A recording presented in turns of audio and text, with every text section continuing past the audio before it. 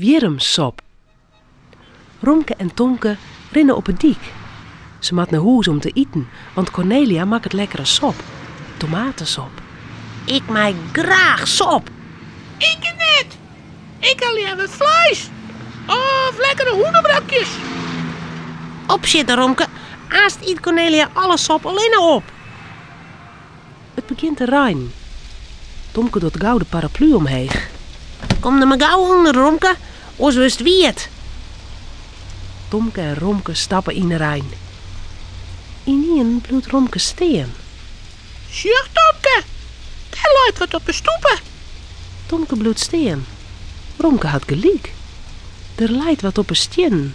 Het is roze en het kiert heen en weer. Oh, een wierm. Oh, wat zielig. Die is helemaal verdwaald. We moeten hem weer op een modder zetten. Het was toch een beetje te pakken, Romke? Jawel. Romke wilde wierm pakken, maar het wol net. Nou, Zijn poot is te dik. Romke, lip mij maar. Aast in de deur. Tomke pakt de wierm beet. Hij houdt hem tussen tomme en wiesvinger. De wierm kronkelt heen en weer. Bist ook glad, wierm. Ik houd net van wierms. Hij leidt hem gauw op een modder. Bah, De wierm kroept in een gootje. Tomke en Romke rennen gauw verder. Cornelia zit al bij de tafel te wachten met het sop. Oh, wat ben je hem let? Ik ha mijn botel inschept. Ik ha zo'n zin om eten. Oh, mijn buktocht van rommel te bommel te bommel te bom. ik heb mijn buikje ook al. Tomke schoot gauw bij de tafel. Cornelia schept de tomatensop in zijn boat. Tomke krijgt een lepel en schept in het sop om. Lekker eten, Tomke. Tomke neemt een hap. Maar wat is dat nou? Oh, bah. Hij is shotvies. Er zitten wierms in het sop. Wierms? Waar dan? Tomke wiest in zijn boat. Nee, dat ben ik geen wierms. Dat is vermicelje. Dat jet eens op.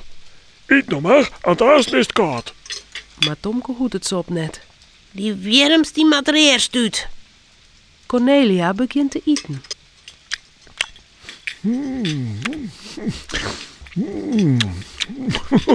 Nou, lekkere sop, ja. Lekkere sop met wierms. Romke, mij stoofwierms? ik weet het niet. Zulke spreeuwen. Tomke schept de wierms op een pansje. Dat zette voor Romke del. Romke roekt eraan. Dan pruwt er. Heel voorzichtig. Lekker. Jou mij nog maar wat van die lekkere wierms.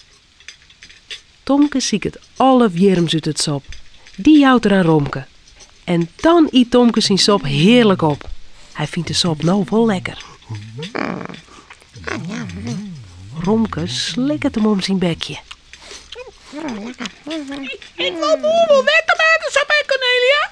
Maar een hele protte wierms drinken. Romke, Cornelia en Tomke zullen sliepen. Het verhaaltje is nou uit.